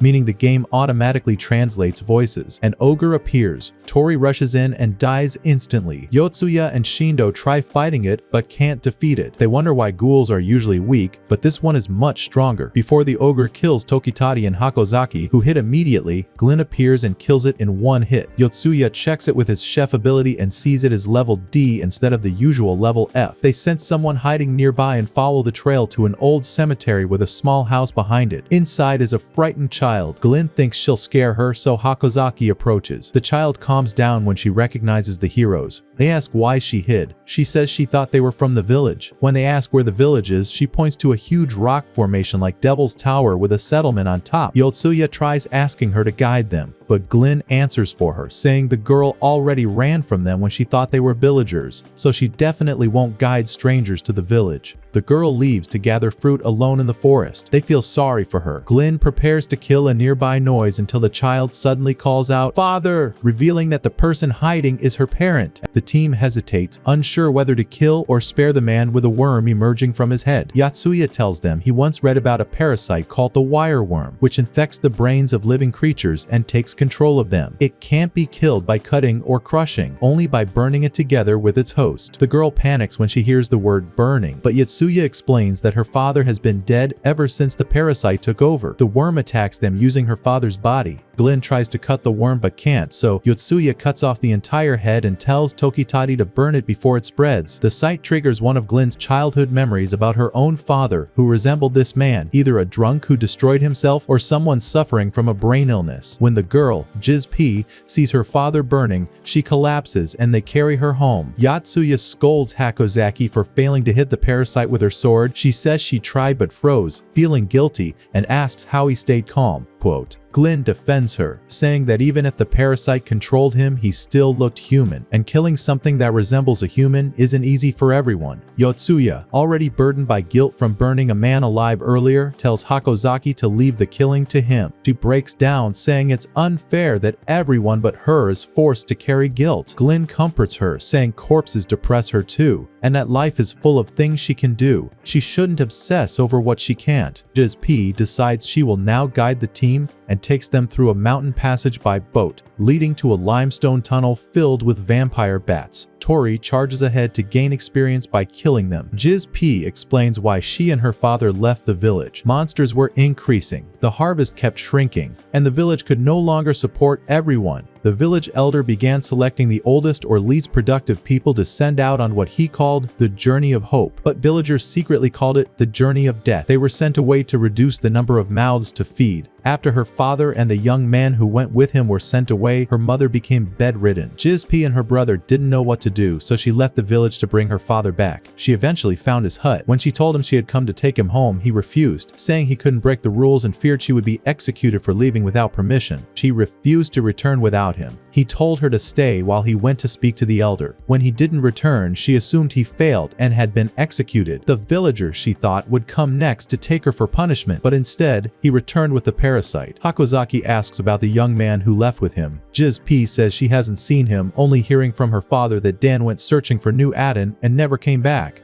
Tori asks if returning to the village is safe, since she might be executed. Jiz P says she only wants to tell her mother and brother that their father is dead. As they approach the village entrance, Jiz P scouts ahead and warns them to avoid the elder's allies. Shindo questions the mission, saying nothing seems dangerous enough to destroy the whole village. Yotsuya tells her that something hidden must be waiting, and part of their task is to prevent Jiz P's execution. On their way, a boy holding a stick points it at them, demanding to know who they are. He instantly recognizes the heroes and Jiz P, his childhood best friend. She runs to him and asks why he hasn't spoken to her, explaining she left only to tell her father about her mother's illness. He doesn't answer until he takes them home. Inside, they find a lock of her mother's hair on the table. Jiz P realizes her mother is dead. She embraces her brother Vrook, who still hasn't spoken since their mother died. According to Vrook's friend, the elder forced Vrook to work outside the village as punishment. Yotsuya leaves to investigate the village, and Glenn goes with him. On the way, she teases him about why villagers cling to someone who isn't even pretty. Yotsuya explains that in a place like this, people cling to anything that keeps them moving forward because life here feels frozen in time. She tells him she knows he left because he couldn't handle watching Jiz P suffer. He admits he's mostly angry because they arrived too late to save her mother with his healing magic. Glenn respects him more after hearing that. A girl appears with 2 attendants behind her. She demands to know why they entered her village. She acts welcoming but also arrogant. She says the village has no need for heroes and introduces herself as Iris Darayo, granddaughter of Elder Kooks Darayo. Back at Lannon's house, Jiz P holds Vrook while he cries. When he learns that Dan disappeared, he explains that the elder uses the Journey of Hope to get rid of anyone who opposes him. The elder invites the heroes to his home. He pretends to welcome them, claiming the village is peaceful and needs no help. He tries various excuses to push them out. Yotsuya argues that monsters attack the village, but the elder demands to know who told him that. Yotsuya can't expose Jiz P yet, but Iris cuts in and reveals it was Jiz P. The elder fakes sympathy for her situation, pretending he didn't know her mother was ill and saying he's happy her father returned. He tries to convince them he has secret weapons capable of defeating monsters, and he leads them to see them. Instead, he locks them inside the cellar and reveals his true intentions. He thanks them for bringing him the girl who disobeyed him and says he'll let them rot rather than kill them. Back in the village, the people feed their guests frog eggs. The mother apologizes, saying the villagers reject her family and that Vrook was forced to work outside the village as punishment. The elder and his guards suddenly arrive. Vrook asks if he's here to take Jiz P, but the elder assures them he'll spare her thanks to the hero's request. He lies, pretending the heroes are at his palace enjoying food. His act catches the team's attention since all they were served were frog eggs after everything they endured. He invites them to his palace, pretending to honor them, and once he reaches reaches a bridge over a swamp, he cuts the ropes. The heroes fall, as he tells them the swamp has no end and they'll die just like their friends locked in his cellar. He claims he didn't want this, but they are more dangerous to him than the monsters. The king believes he has gotten rid of the heroes, but Shindo destroys the bridge trap with wind magic, sacrificing some experience points to save Yotsuya and the others trapped in the palace basement. Meanwhile, Vrook cannot protect Jizp from the guards. As they drag her away, he declares that if they chase him too, he will leave the village and expose everything they've done. When the heroes return, they escort the king in handcuffs back to his palace. The villagers are already gathered, alarmed by the roar of a monster breaking the quiet of the night. The king lies again, claiming the heroes tried to steal Zogroth and insists he only arrested them to protect the village. Vrook rushes toward the guards, holding Jizp but is beaten down. His mother throws herself in front of him, reminding one of the guards that he is a father too. The crowd moves to the palace gate, and Vrook exposes the elder's cruelty. How he sends people on the so-called journey of hope simply because they oppose him. The king keeps lying and orders the guards to arrest Vrook and his mother, claiming they are the troublemakers. His lies are drowned out by another monster roar shaking the village. Vrook tells his mom and Jizp to go home while he tries to help the heroes. But on his way, the ground quakes. Not an earthquake this time, but a monster entering the village. Tori sees guards trying to seize Vrook's mother. Thinking of his own mother, he snaps. He attacks the guard, strikes the elder, and drags him to the palace tied up, threatening him if he harms Glynn or Shindo. Inside, they find Iris, the elder's granddaughter, sitting on the throne. She angrily declares she threw the palace key into an old well whose bottom collapsed years ago. Before the confrontation can escalate, Shindo and Glynn smash through the wooden ceiling beneath them and appear in the hall. They realize the solid stone walls meant they were in an underground room right under the palace floor, so they broke through to rejoin the team. Yotsuya examines the monsters outside and notices that their levels are far beyond what the heroes can face. Even worse, he sees ogres climbing dragons to reach the village. The group debates whether the village exists to protect its land or its people, but either way, retreat through the secret passage seems impossible as monsters are already coming through it. Brook reaches them and begs them to save the villagers. Deciding there is no other choice, they consider the elder's earlier mention of the dried up well behind the palace. Its bottom collapsed long ago,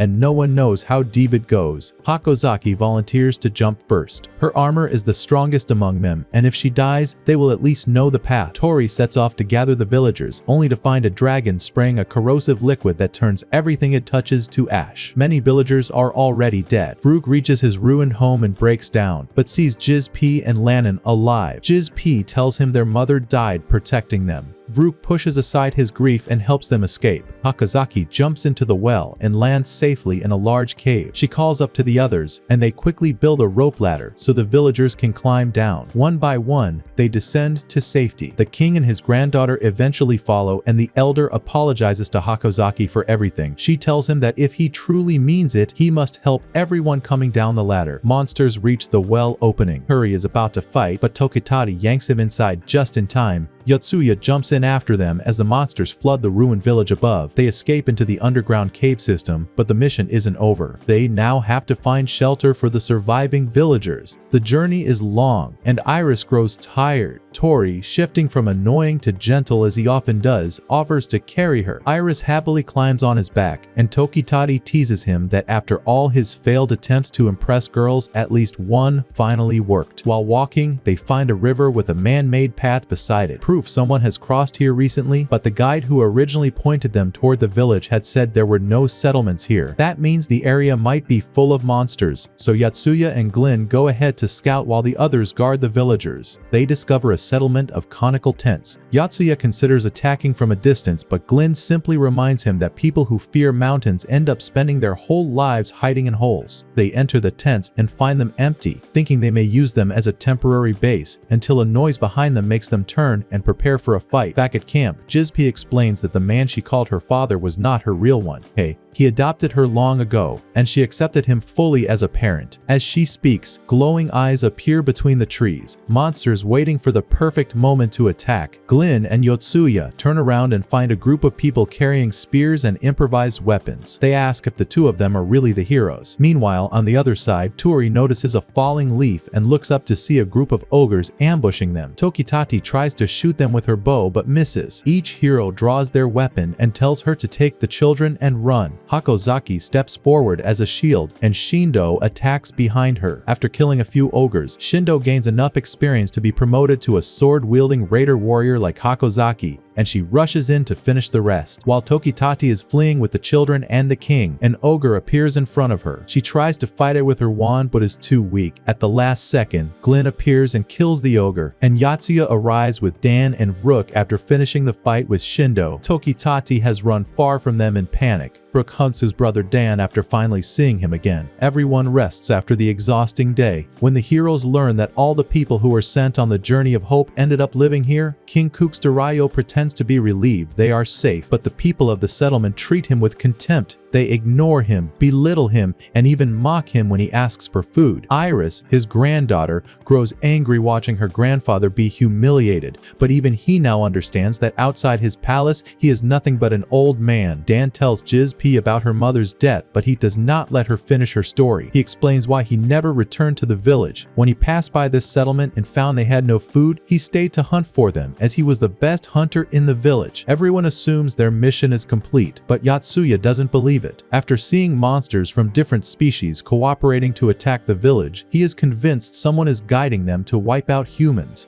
And if the village fell, this settlement may be next. Dan suggests heading toward New Aden. Glenn asks what Aden is, and he explains that it's an ancient legend, a place of eternal peace and safety. The original Journey of Hope was never meant to exile troublemakers. It was meant to send the strongest young men to search for this place. Their conversation is interrupted by King Kux, who claims there is a secret second part of the legend known only to village elders. According to it, only those who choose to die willingly will be guided to New Aden. Dan is furious when he realizes the king has been hiding this truth for years, letting people sacrifice their families and loyalty for nothing. Shindo asks if the failure to find Aden means it doesn't exist. Before anyone answers, Jiz-P remembers something her real parents once told her, that behind the forest lies a peaceful land where people live. They said it could be found if the heroes helped them. Dan explains he tried to reach it, but an ogre settlement stood in the way. Going around the forest is too far, so he risked passing through it. Yotsuya sees an opportunity. With all the ogres in one place, a surprise attack might work. They continue through the forest to save time. Their group includes elderly villagers, their food is running low, and they don't know how difficult the ogre settlement will be. When the elders become too tired, they camp. Yotsuya, Shindo, and Tori go with Dan to eliminate nearby ghouls, while the others guard the villagers. Yotsuya uses creature magic to mask his presence until the awake ghouls are finished. Then, they move toward the nests to eliminate the sleeping ones, but they find the nests empty. Suddenly, they realize they've walked into an ambush. The guards were only bait. While guarding the villagers, Glenn talks with Hakozaki about their previous missions. Hakozaki recalls Glenn mentioning that corpses unsettle her. She asks whether Glenn has ever seen a real corpse. Glenn says she has. Her father was an army officer before being discharged with PTSD. When she was young, he showed her graphic photos of battles. When she later told him she liked girls and would never give him grandchildren, he pointed a gun at her, and she ran away. Iris wakes up frightened because she can't find her grandfather. Glenn searches for him and finds him dead, stabbed in a way that clearly shows a human attacker. She wakes the elders and asks them if they killed him out of revenge. But Jaka, the cook, responds that after losing their homes and families,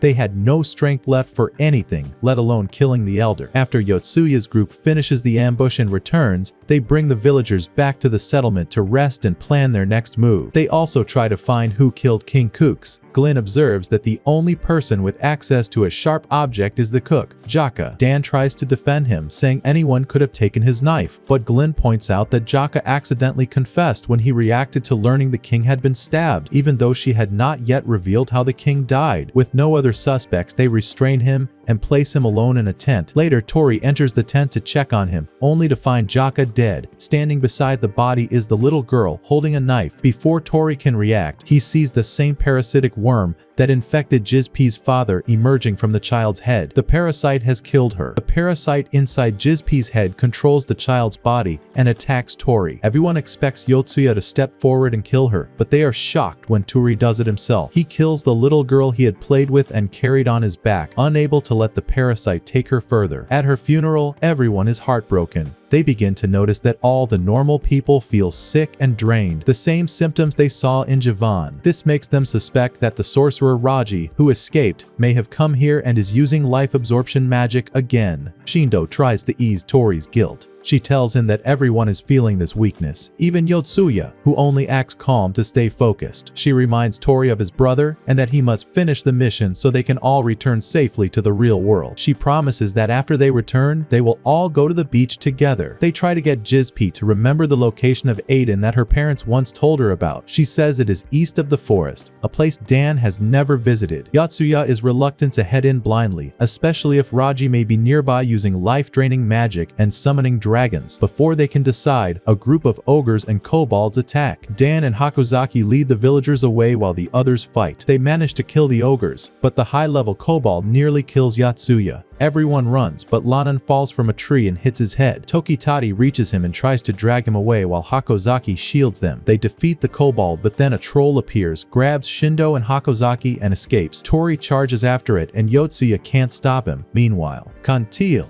who had been lost after the Javan mission, washes ashore somewhere else and is saved by Vatina-sama, the witch who once rode the floating cat and helped the heroes before. Yotsuya wonders if Kantil's arrival means Raji was killed by Vatina-sama. He asks if dragon sorcerers and witches are enemies. Kantil explains that the Order is trying to resurrect dragons that would wipe out humans if successful. He had come here after becoming Vatina-sama's apprentice because she sensed a dragon sorcerer nearby. A meteorite fell 4 months ago, carrying powerful magic that strengthened monsters. Kantil saw a fragment of it near the ruined village of Zagroth, and afterward found another nearby village where everyone was dead. Hey, he knows blood rituals require absorbing huge amounts of life and those souls become part of a dragon. He thought he was too late to stop the ritual, but he now senses that it is still incomplete. That means not enough blood was gathered. Kantil produces a Yog-Maibel seed, a plant that absorbs magical energy. If planted in an area, it can seal its magic. Yotsuya worries it may weaken their own magic, but they haven't relied much on magic anyway, so he agrees to plant it and uses creature magic to speed its growth. Yotsuya hears Kantile mention a duke, a warlock who once tried to start a war to gather blood. Vatina-sama defeated him by summoning a falcon that stole the dragon's food, but now another sorcerer is active here. If the blood in the ruined village wasn't enough, and the legend of Aden is connected to this place, then Aden is likely real. Jizpi, Vrook, and the injured Lanan sit together. Jizpi fears being alone if her brother dies, but Vrook comforts her and says Lanan's injury is mild.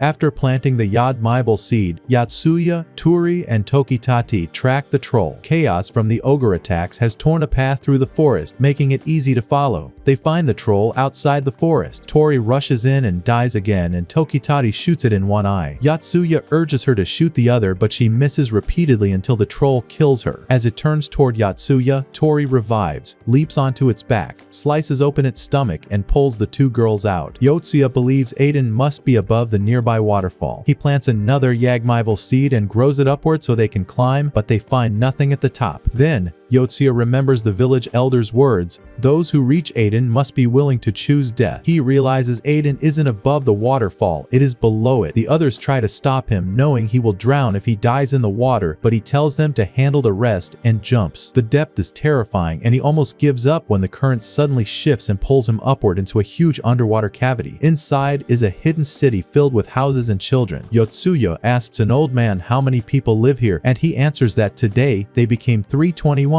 because a baby was born. Yotsuya asks for the name of the place, but the man explains that a village without outside contact needs no name. When Yotsuya hears another elder say he came from Zagroth, he realizes this must be the Aden of legend. Back in the settlement, Lanan wakes from his injury and starts speaking again, but claims he has no older sister. He clings to Vrook, who is confused by his behavior. Glynn enters the tent where they rest and suddenly realizes the truth. Jizpi is not a child at all. She is the dragon sorceress who has been disguising herself as a child from the beginning. On the walls of an ancient temple, old drawings show how magicians once tried to summon and control dragons, which were many in number, until a heavenly curse reduced them to 5. One of those dragons was sealed in the stars, asleep, and it was that sleeping dragon that sent the meteor whose fragments now threaten to end the world. Glynn explains why she suspected Jizpi of being the dragon sorceress. He accuses her of planting the parasite inside the child Iris, because Iris was healthy before being alone with her. She points points out how Jizp always arrived first at every location. She reached the village before the heroes and cast illusions on the villagers to make them believe she belonged there. Her magic didn't work on Lannon because his trauma made his memories unstable, and Dan also didn't recognize her until she implanted an illusion. As for the king's murder, Glenn believes she influenced the old men into doing it since they hated him already. Hot. Glenn had kept these suspicions to herself until she was certain. Now that she knows the truth, she draws her spear to avenge Iris and everyone else who died because of the sorceress. The true Jizp reveals herself and tells Glenn she's perceptive. Glenn replies that a lifetime of bad experiences made her suspicious. Jizp admits she has always struggled with memory manipulation and that she coordinated everything with King Kook's Rayo. She flees and summons a flying beast like the one Iris saw. She rides it in search of a place to perform the blood ritual. She senses human lives nearby, but she wants to use the meteor fragment to absorb them all at once. The problem is that there are no cities here, so the number of available souls isn't enough. When she went near the waterfall, she only found Mr. Payne, whom she pretended was her father. He doubted her story, so she killed him with a worm and continued searching until the heroes arrived. Then she let them unknowingly find Aden for her. When Glenn asks why she destroyed Zagroth, Jizp explains she needed souls to prepare for the ritual. Rook demands to know what happened to his mother. Jizp answers coldly that she didn't kill her. She simply didn't save her and let her die. Furious, Rook tries to attack her and Kentil protects him with his sword. Jizp escapes, satisfied that Yotsuya has already done the hard work by locating the hidden Aden village. Yotsuya wonders how monsters keep finding them with such accuracy. Before he can think further, Jizp appears above them riding a flying monster. Kentile and Glenn recognize her fully as a dragon-summoning sorceress. She announces that she orchestrated everything and uses the meteorite's power to summon all monsters toward her. A massive army answers her call. Ogres, trolls, acid-spewing beasts, and a powerful monster leader. These monsters aren't coming to fight the heroes. They're coming to kill the villagers so she can use their blood in her ritual.